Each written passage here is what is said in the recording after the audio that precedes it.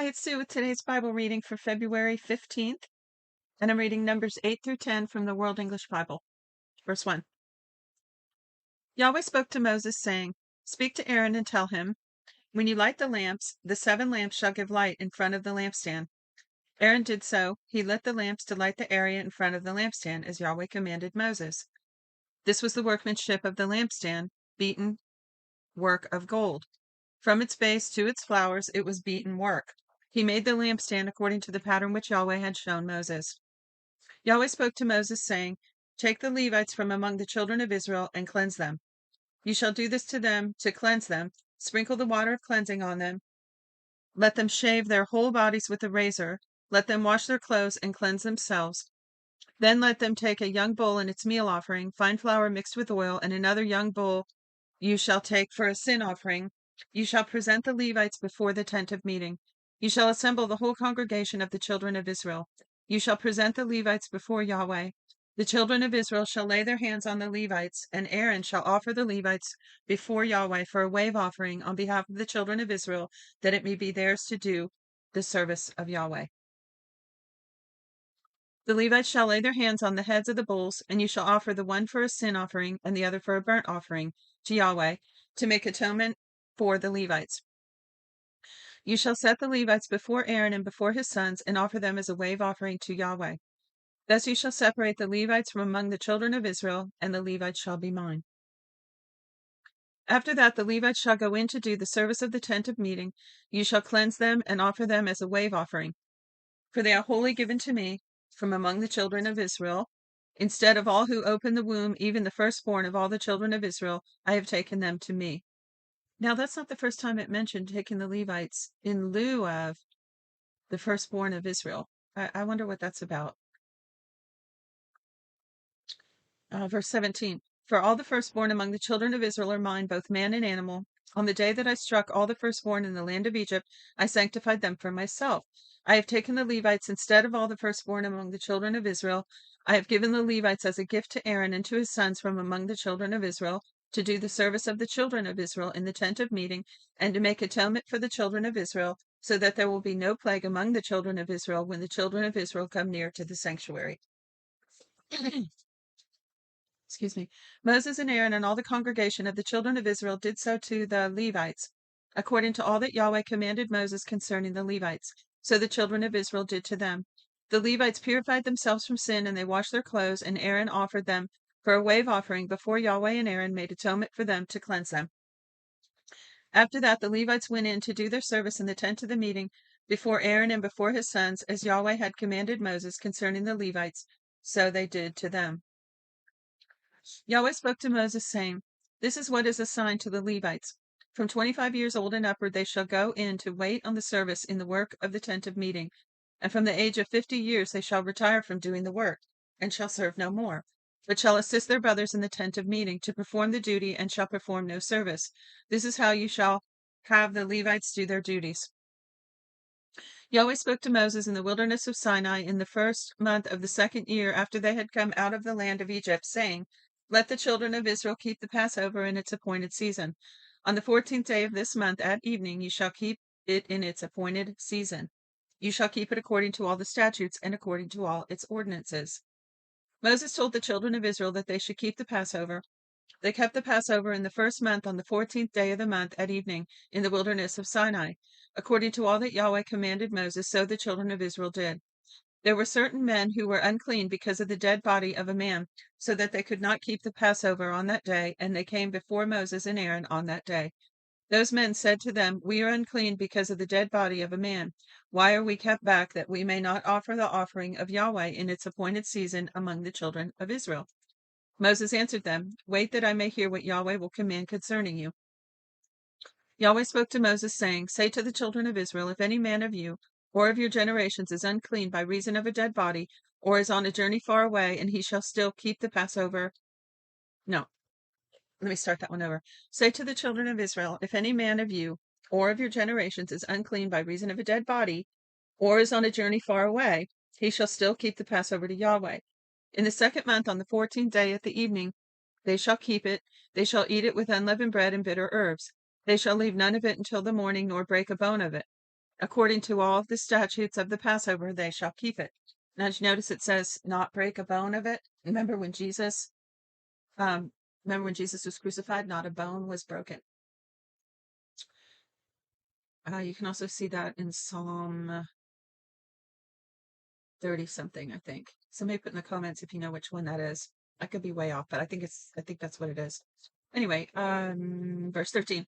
But the man who is clean and is not on a journey and fails to keep the Passover, that soul shall be cut off from his people, because he didn't offer the offering of Yahweh with its appointed season, that man shall bear his sins. You know what? I'll put that verse I'm trying to think of in the beginning of the description when I post it, if I remember.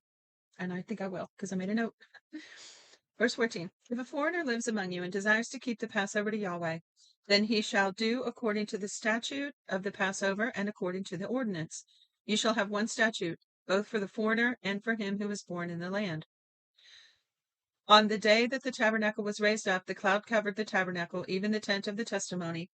At evening it was over the tabernacle, as it were the appearance of fire, until morning. So it was continually. The cloud covered it, and the appearance of fire by night, whenever the cloud was taken up from over the tent, and after that the children of Israel traveled, and in the place where the cloud remained, there the children of Israel encamped. At the commandment of Yahweh the children of Israel traveled, and at the commandment of Yahweh they encamped. As long as the cloud remained on the tabernacle, they remained encamped. When the cloud stayed on the tabernacle many days, then the children of Israel kept Yahweh's command and didn't travel. Sometimes the cloud was a few days on the tabernacle. Then, according to the commandment of Yahweh, they remained encamped, and according to the commandment of Yahweh, they traveled. Wow.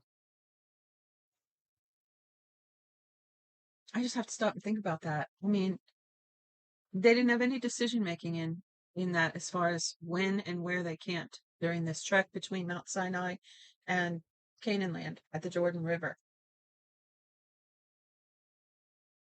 They waited and watched, and when the cloud moved, they moved. Isn't that amazing? That is absolutely amazing.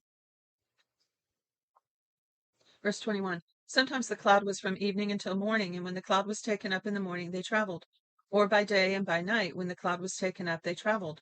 Whether it was 2 days, or a month, or a year, that the cloud stayed on the tabernacle, remaining on it, the children of Israel remained encamped and didn't travel. But when it was taken up, they traveled. At the commandment of Yahweh, they encamped. At the commandment of Yahweh, they traveled. They kept Yahweh's command at the commandment of Yahweh of Moses. You know, I had a funny thought pop in my head, which was, it said, when it stayed, they stayed. When it moved, they moved. It reminded me of training dogs. Yes, they were not trained dogs, but by this time they were trained. They were trained. Remember, I talked about how when they came out of Egypt, they had to form a whole new regimental system of their society. They had to learn to get along. They had to set up new social rules and a system of justice. And when the tabernacle was built, God gave them formations to camp and march in. So it's pretty interesting how far they've come since they left Egypt, as far as their training goes. Chapter 10, verse 1. Yahweh spoke to Moses, saying, Make 2 trumpets of silver. You shall make them of beaten work. You shall use them for the calling of the congregation and for the journeying of the camps. When they blow them, all the congregation shall gather themselves to you at the door of the tent of meeting. If they blow just one, then the princes, the heads of the thousands of Israel, shall gather themselves to you. When you blow an alarm, the camps that lie on the east side shall go forward. When you blow an alarm the second time, the camps that lie on the south side shall go forward. They shall blow an alarm for their journeys. But when the assembly is to be gathered together, you shall blow, but you shall not sound the alarm. The sons of Aaron the priest shall blow the trumpets. This shall be to you for a statute forever through your generations. When you go to war in your land against the adversary who oppresses you, then you shall sound an alarm with the trumpets. Then you will be remembered before Yahweh your God, and you will be saved from your enemies. Also in the day of your gladness, and in your set feasts, and in the beginnings of your months, you shall blow the trumpets over your burnt offerings, and over the sacrifices of your peace offerings. They shall be to you for a memorial before your God. I am Yahweh your God. In the 2nd year, in the 2nd month, on the 20th day of the month, the cloud was taken up from over the tabernacle of the covenant. The children of Israel went forward on their journeys out of the wilderness of Sinai, and the cloud stayed in the wilderness of Paran. They first went forward according to the commandment of Yahweh by Moses.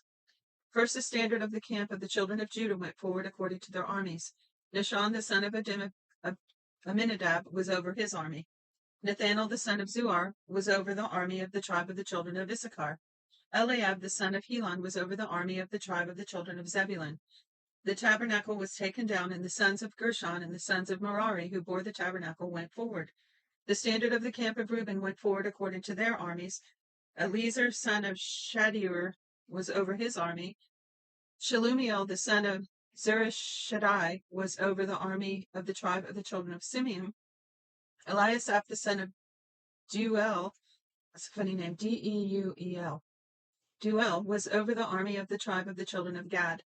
The Kohathites set forward bearing the sanctuary, the others set up the tabernacle before they arrived. The standard of the camp of the children of Ephraim set forward according to their armies. Elishama, son of Ammihud, was over his army. Gamaliel, the son of Pedazur, was over the army of the tribe of the children of Manasseh. Abidan, the son of Gideoni, was over the army of the tribe of the children of Benjamin. The standard of the camp of the children of Dan, which was the rear guard of all the camps, set forward according to their armies. Ahiezer, the son of Ammishaddai, was over his army. Pagiel, the son of Ochran, was over the army of the tribe of the children of Asher. Ahira, the son of Enon, was over the army of the tribe of the children of Naphtali. Thus were the travels of the children of Israel according to their armies, and they went forward. Moses said to Ohab, the son of Ruel, the Midianite, Moses' father-in-law, "We are journeying to the place of which Yahweh said, I will give it to you. Come with us, and we will treat you well, for Yahweh has spoken good concerning Israel."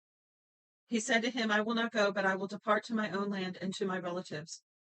Moses said, "Don't leave us, please, because you know how we are to encamp in the wilderness, and you can be our eyes.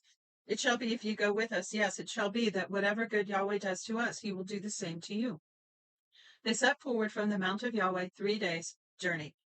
The ark of Yahweh's covenant went before them 3 days' journey to seek out a resting place for them. The cloud of Yahweh was over them by day when they set forth from the camp. When the ark went forward, Moses said, "Rise up, Yahweh, and let your enemies be scattered. Let those who hate you flee before you." When it rested, he said, return Yahweh to the 10,000s of Israel.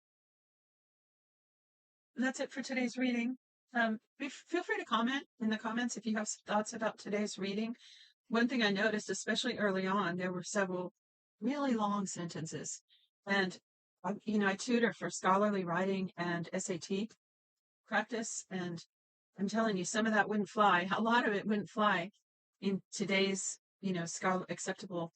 Well, it wouldn't be acceptable in today's colleges. And it makes me wonder, to be a translator must be such a skilled art. I'm just wondering, I'm going to have to go look at my rules in the front of my Bibles again at how they decide. I'm not saying that very well, but you know what I mean? The decisions they have to make when they're translating. Because, like, for instance, this one is a more literal.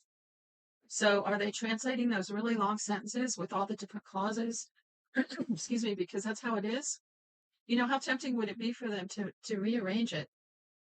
At least rearrange the punctuation. And I'm wondering why they can't rearrange the punctuation and still say the same thing that, very close to literal verbiage that is in the other language. So anyway, just random thinking about translations. I'm interested in that. I know some people listening probably are too. Others couldn't care less. So anyway, thank you for joining me. Tomorrow I'll be reading chapters 11 through 13, and I hope you'll join me then. Shalom.